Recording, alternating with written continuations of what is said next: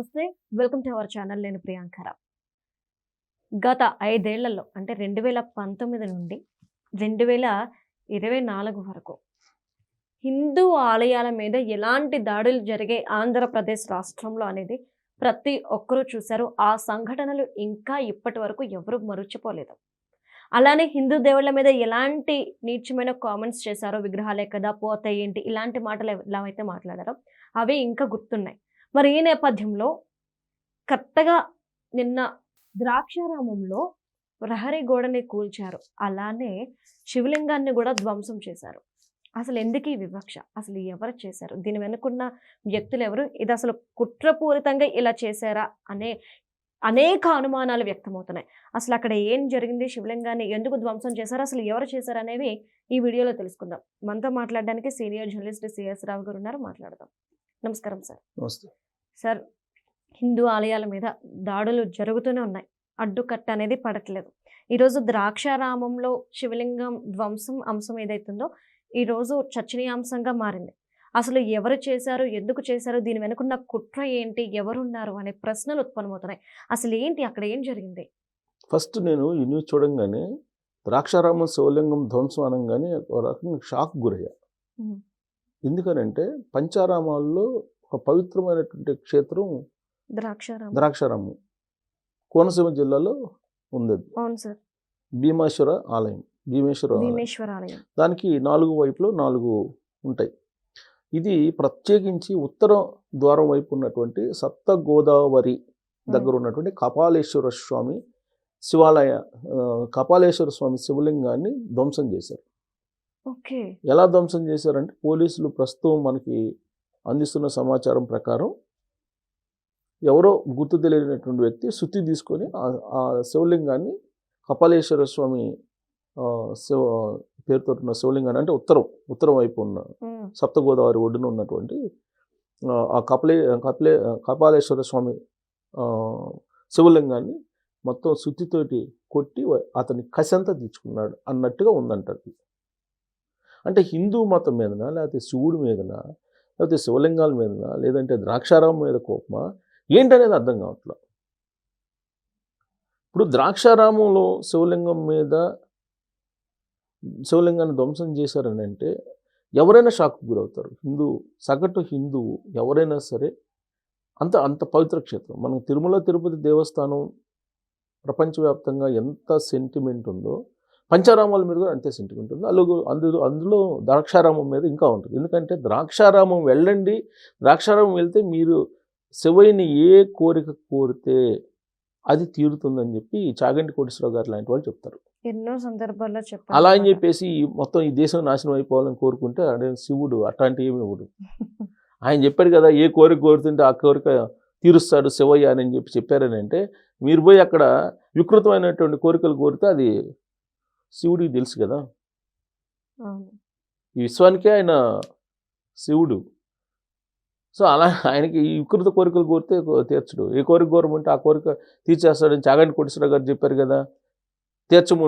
తీర్చకపోతే అని చెప్పి non veg అతను అంటున్నాడు కదా. తీర్చకపోతే ఒప్పుకోకపోతే కనుక సారీని ఒప్పుకోకపోతే ఒప్పుకుంటే సరే, ఒప్పుకోకపోతే అని చెప్పాడు. ఏదో రక్తం కక్కి అక్కడ చచ్చిపోతాను అని. అట్నే శివుడి దగ్గర పోయి చాగంటి కోటేశ్వరరావు గారు చెప్పారు, లేకపోతే గరికపాటి గారు చెప్పారు, లేకపోతే ఇంకొక ప్రవచనకర్తలు చెప్పారు, ఏది కోరుకుంటే అది జరిగింది ద్రాక్షారామంలో అని చెప్పేసి చెప్పారు.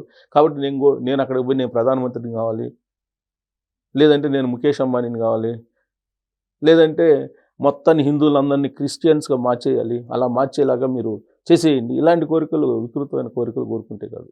సరే, మీకు తాహత ఉండి కెపాసిటీ ఉంటే ప్రధానమంత్రి కావచ్చు, ముఖ్యమంత్రి కావచ్చు, అది వేరు.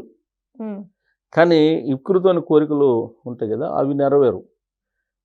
నేను ఎందుకు చెప్తున్నా అంటే ఈ వీడియో చేయగానే ఏదైనా తీరుద్దని చెప్తున్నారు కదా, అక్కడ మీరు కూడా నేను కూడా పోతాను, నాకు ఒక విమానం కావాలి, సపరేట్ ఫ్లైట్ కావాలని చెప్పి ప్రతి వాళ్ళు పోయి కోరుకుంటాం అని అంటే అది కాదు. అట్ట కాదు. నీకేం కావాలో అది ఇస్తారు అంతే తప్ప నీకు ఉండేటువంటి కర్మ సిద్ధాంతం అనేది ఒకటి ఉంటుంది. దాన్ని బట్టి నీకు ఉంటాయి తప్పితే దానికి మించినవి ఏమి ఉండవు. సరే, అది హిందువుల నమ్మకం, మిగతా వాళ్ళు నమ్మాలి అనేది మనం నమ్మండి అని చెప్పి మనం అది హిందువుల నమ్మకం అది. సో ఇలాంటి పరిస్థితుల్లో ఈ ద్రాక్షారామం అనేది ఒక రకంగా చెప్పాలంటే అది కూడా వైకుంఠ ఏకాదశి రోజు జరిగింది. అవును సార్. వైకుంఠ ఏకాదశి రోజు ఉత్తర ద్వార దర్శనం అనేది దేవాలయాల్లో ఉంటుంది. సరే వైష్ణవాలయాలకి ఫేమస్ వైకుంఠ ద్వార దర్శనం అనేది. అలా అని చెప్పి శివాలయాల్లో ఇలాంటి చేసి ఎలాంటి సంకేతాలు ఇవ్వాలనుకుంటున్నారు?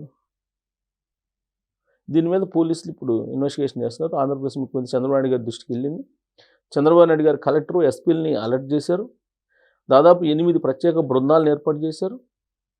అక్కడ సీసీ ఫుటేజ్ని పరిశీలిస్తూ ఉన్నారు. క్లూస్ టీమ్ని తీసుకొచ్చారు, డాగ్ స్క్వాడ్ని తీసుకొచ్చారు. అన్ని రకాలుగా వాళ్ళు చేయాల్సింది వాళ్ళు చేస్తున్నారు. కానీ హిందూ సెంటిమెంట్ ఏదైతే ఉందో ఈ సెంటిమెంట్ మీద కొడుతున్నారు అంటానికి ద్రాక్షారామంలో శివలింగం ధ్వంసం చేయటం అనేది తీసుకోవచ్చు మనం. ఎందుకంటే ఇంతకుముందు జగన్మోహన్ రెడ్డి గారు ముఖ్యమంత్రిగా ఉన్నప్పుడు మనది రామతీర్థం దగ్గర నుంచి తీసుకుంటే రామతీర్థంలో రాముడి విగ్రహం తల నరికేశారు, తీసేశారు. హనుమంతుడి చెయ్యి కాళ్ళు చేతులు తర్వాత అంతర్వేదిలో ఉండేటువంటి రథాన్ని తగలబెట్టారు, ధ్వంసం చేశారు. ఇట్లా చెప్పుకుంటూ పోతే అనేకం ఉన్నాయి అప్పుడు జరిగినాయి. విచిత్రమైన పరిణామం ఏంటంటే ఈ దుర్గా టెంపుల్ ఉంది కదా విజయవాడ, దుర్గమ్మవారి టెంపుల్ పక్కన ఫ్లైఓవర్ నిర్మించడానికి అడ్డంగా ఉన్నాయని చెప్పి కొన్ని విగ్రహాలని తొలగించారు, తీసేలా తొలగించి వేరే చోట ప్రతిష్ఠిస్తే అప్పుడు మఠాధిపతులు పీఠాధిపతులు పెద్ద సంఖ్యలో వచ్చి ర్యాలీ తీశారు.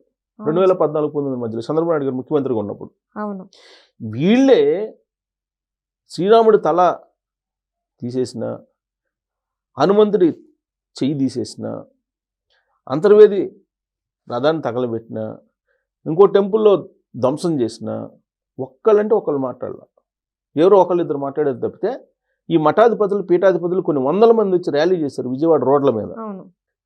ఆ 2014 నుంచి 2024 మధ్యలో ఒక్కళ్ళంటే ఒకళ్ళు వచ్చి ర్యాలీ తీయటానికి కూడా ధైర్యం చేయలేపారు. మరి ఇప్పుడు కనీసం ద్రాక్షారామంలో అది జరిగింది అన్నప్పుడు ఈరోజు ఉన్నటువంటి ప్రభుత్వం ఇమీడియట్గా స్పందిస్తే పోలీసులు ప్రత్యేక టీములతో ఒక అతన్ని అయితే అదుపులోకి తీసుకున్నారని చెప్పి తెలుస్తుంది. అతను ఏం చెప్తున్నారు అని అంటే విచిత్రమైనటువంటి కాదు చెప్తున్నాడు. అతను ఆ గుళ్ళో పూజారికి ఇతనికి వాగ్వివాదం జరుగుతుందంట, తరచూ జరుగుతుందంట. మరి ఇతనికి ఎందుకు వెళ్తున్నాడో, అతనితో వాగ్వివాదం ఎందుకు పెట్టుకుంటున్నాడు, గుళ్ళో అర్చకుడితో వాగ్వివాదం ఏంటి? అసలు అర్చకుడితో మనకు పనేముంటది? గోత్రనామాలు చెప్తారు, వాళ్ళు ఏదో పూజ చేస్తారు, ఇస్తారు, అయిపోతుంది, వస్తారు. అర్చకుడితో తరచూ వివాదం అంట, ఒకరోజు కాదు తరచూ వివాదం అంట అర్చకుడు కను ఇతనికి. ఇప్పుడు ఈ శివలింగాన్ని ధ్వంసం చేసిన అతనికి ఒక అనుమానితుడిని పట్టుకున్నాడు. సరే అతను కాదో తెలియదు, ఒక అనుమానితుడితో ఒక అతన్ని అయితే అదుపులో తీసుకున్నారు. అతను చెప్పినటువంటి రీజన్ ఏంటంటే అర్చకుడికి నాకు పడదు, అందుకని నేను శివలింగాన్ని ధ్వంసం చేశానని చెప్తున్నాడు. దీన్ని మీరు నమ్మే విధంగా ఉంది అని అనుకుంటున్నారా? అంటే పోలీసులు ఇప్పుడు ఒక అతను ఎవరో ఇప్పుడు లేదంటే హిందూ సమాజం మొత్తం తిరగబడితే పోలీసులు చాలరు, అసలు ఎవరు ఆపగలరు? అందుకని ఒక అతను ఎవరినో అదుపులోకి తీసుకున్నారు, విచారిస్తున్నారు. అర్చకుడి మీద కోపంతో శివలింగాన్ని ధ్వంసం చేశానని ఇతను చెప్తున్నాడంట. అర్చకుడి మీద కోపం అయితే అర్చకుడి మీద చూపించాలి కదా, ఆయన ఏదైనా చేస్తే అర్చకుడి మీద ఎందుకు చూపిస్తాడు? చూపించడానికి లేదు, హక్కు లేదు రాజ్యాంగం ప్రకారం. నీకు ఏదైనా ఇబ్బంది కలిగితే వ్యవస్థలు ఉన్నాయి, నువ్వు పోయి కంప్లైంట్ చేయటం, లేదంటే ఈవో ఉంటాడు అక్కడ, ఈవోకి ఇదిగో పలానా అర్చకుడు ఇలా చేశాడు, నా పట్ల ఏదన్నా దురుసుగా ప్రవర్తించడం, లేదంటే అనుచితంగా ప్రవర్తించడం, లేదా అవమానించడం ఏదో చెప్పాలి. అసలు అర్చకులు ఎవరు కూడా వచ్చిన భక్తుల్ని నాకు తెలిసినంత వరకు దూషించరు. మీరు చెప్తున్నది చూస్తే నాది ఒకటి, నిన్న వైకుంఠ ఏకాదశి రోజున ఒక నిర్ణయం తీసుకున్నారు సార్. శివాలయానికి సంబంధించి కొంతమంది చెంచు జాతి అని చెప్పేసి ఉంటుంది కదా, ఈ చెంచు జాతి వారిని శ్రీశైలంలో వారికి ప్రవేశం కల్పించి స్పర్శ దర్శనం కల్పించారు. వాళ్ళందరికీ ఫ్రీ అనమాట. నెలలో ఒక రోజు వారు వచ్చి దర్శించుకొని వెళ్ళొచ్చు. ఆ నిర్ణయం నిన్న తీసుకున్నారు సార్. అది తీసుకున్నది ఉదయం, మీరు చెప్పింది నిన్న సాయంత్రానికి జరిగింది. నాకు అనుమానం ఏంటంటే క్లాస్ వార్ ఆంధ్రప్రదేశ్లో రావాలని కోరుకుంటున్నారు రాజకీయంగా కొంతమంది, వెనుకుంటే ఎవరో నడుపుతున్నారు. ఇప్పుడు శైవులు వైష్ణవుల మధ్య ఇప్పుడు క్రిస్టియన్స్ అనేది క్రిస్టియానిటీ అనేది నడుస్తుంది. క్రిస్టియన్స్ మాకు సంబంధం లేదు హిందువులు అన్నట్టుగా నడుస్తుంది. హిందువుల్ని ఏకంగా ఎందుకు ఉంచాలి? హిందువుల్ని ఐక్యంగా ఎందుకు ఉంచాలి, వైష్ణవులు శివుడు అని చెప్పి విభజించాలనే ఉద్దేశంతో వైకుంఠ ఏకాదశి రోజునే ఇది దుండగులు కావాలని చేసిన పని అనేటువంటి ఒక అనుమానం అయితే నాకు ఉంది. ఎప్పుడో కథలుగా చెప్పుకునేది ఈసారి నిజం చేసి కథలు కాదు, అది చరిత్ర. చరిత్ర, అవును. వైష్ణవులు శైవుల మధ్య ఎంత జరిగింది అనేది. ఇక్కడ ఆంధ్రప్రదేశ్లో క్లాస్ వార్ రావాలని చెప్పి కొంతమంది కోరుకుంటున్నారు.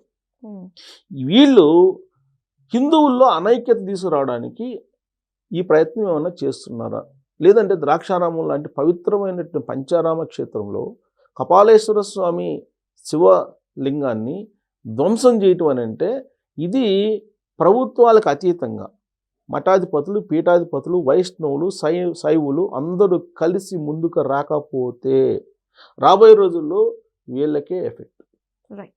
హిందూ సమాజానికంటే వైష్ణవులు, శైవులు అనే వాళ్ళు ఉన్నారు కదా, వీళ్ళకే ఎఫెక్ట్. మేమంతా ఒకటే, మమ్మల్ని విడదీసే ప్రయత్నం మీరు చెయ్యొద్దు అని చెప్పి కనుక వీళ్ళు వార్నింగ్ ఇవ్వకపోతే, లేదా సమాజంలో అవగాహన కల్పించలేకపోతే, ఎవరైతే క్లాస్ వార్ అని కోరుకుంటున్నారో వాళ్ళు వేసినటువంటి బీజంగా దీన్ని మనం నిశ్చితంగా పరిశీలిస్తే మాత్రం కొంత అనుమానించదగ్గ పరిణామం ఇది. Right. Thank you so much sir. Thank you.